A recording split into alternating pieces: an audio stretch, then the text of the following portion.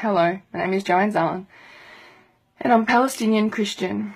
And I guess continuing to hear our mainstream media try and tell the world that Israel is defending itself, all whilst our supposedly predominantly Christian Western world governments try and tell the world that they're in hysterics about ISIS terrorism and that they're fighting ISIS terrorism, all whilst they continue to support Israel's exact same terror, death and destruction of all of historical Palestine, is what has finally prompted me to speak out in this way.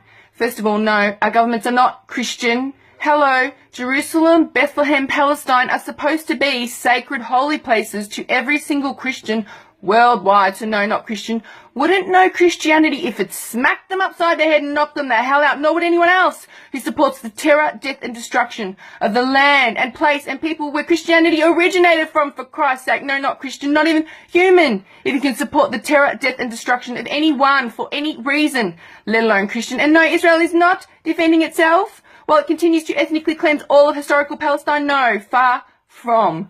Growing up as a Palestinian Christian, the granddaughter and daughter of Palestinians who are victims of Israel's murderous expulsion of Palestinians, I grew up with the knowledge of how the state of Israel was created. And Israel was created from terrorism. Israel was literally born from terrorism and continues on in a system of terror, death and destruction.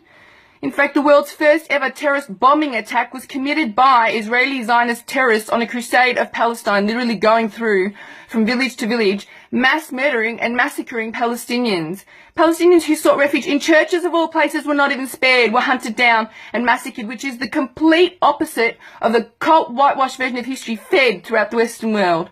But outside of that initial history of the pain and suffering, I decided this year, 2015, to venture on over to Palestine, because I wanted to see for myself what's going on over there now, today. And sure enough, what I found was the exact same system of terror, cleanse and expel against all native Palestinians. So I guess I'm just wanting to highlight what are myths, what are facts, what is truth and what are lies. A lot of people falsely believe that what's going on in Palestine is a religious war. It's been going on forever and a day. No, this is Zionist cult propaganda.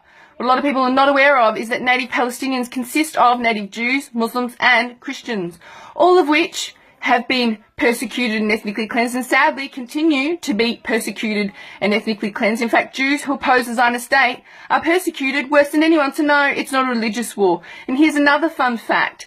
Native Palestinian Jews, Muslims and Christians coexisted peacefully for century upon century prior to the creation of that terrorist, racist, genocidal ideology known today as Zionism, and that is responsible for the creation of that terrorist Jewish caliphate, aka fake Jewish state. Now, when I say fake Jewish state, I say that because the religion of Judaism forbids the creation of any Jewish state. So it goes against the religion of Judaism. So no, it's not a religious war. To break it down as simply as I can, what's going on in Palestine is European colonization and ethnic cleansing. That is it. That's the story in a nutshell. And it's going on right now on our watch list. So no, it's not a religious war. A lot of people also falsely believe, this is one of my favorites, that the modern state of Israel is Israel of the Bible. No, it's not Israel of the Bible. The Zionist colony that our media likes to refer to as Israel is exactly that, a colony. A European colony, to be specific, that was created in 1948 upon the blood and suffering of all native Palestinians.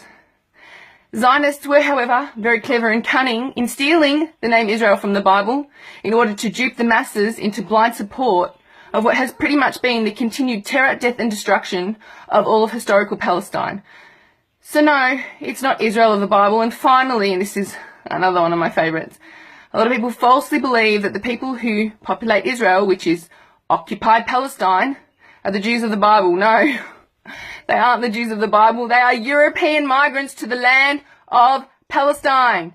How has this cult whitewash version of history been fed throughout the Western world? Well, there are three main methods. The first is clearly through our Zionist-owned media and our puppet governments, and the first is a no-brainer, really.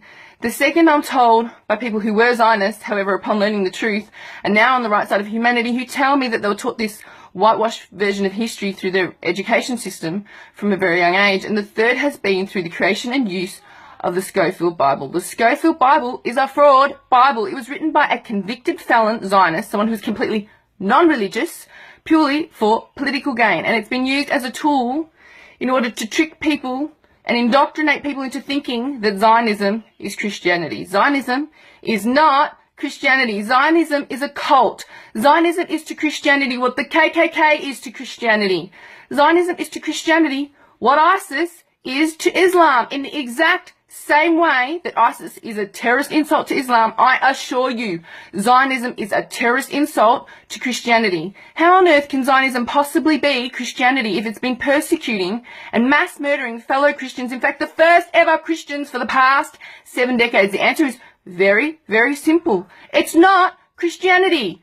Past that, what everyone needs to learn and understand before there will ever be a true peace for both people is what is at the root cause of the cycle of violence, and that is that Israel continues to ethnically cleanse Palestine, and in defiance of 77 international human rights laws, Israel continues to illegally occupy Palestine with their military. That occupation is a terrorist occupation that has been murdering Palestinians, Jews, Muslims and Christians day in and day out for the past 7 decades. And here's another fun fact. Under international law, Palestinians have the legal right to resist their occupier by any means necessary. So it's the Palestinians who are defending themselves, not the other way around. How will we ever get our terrorist governments to put an end to Israel's terror, death and destruction of Palestine? The only way is if enough good people of good conscience collectively raise our voices to let the powers that be know that this is not okay and that it needs to stop. But most importantly, that we all want a true peace for both people. So if you're like me and you actually want a true peace for both people and an end to the death and destruction, and you think that you might know anyone who might learn something from anything I've just said, well then pass this on. Be my guest. It's up to us to collectively raise our voices to break down that ugly wall of shame, hopefully sometime in our lifetime, and bring an end to the pain and suffering and the death and destruction, but most importantly, a true peace for both people. Thank you for listening. Thank you if you pass this on. Peace to you, but most importantly, hopefully sometime soon, peace for Palestine. Peace out.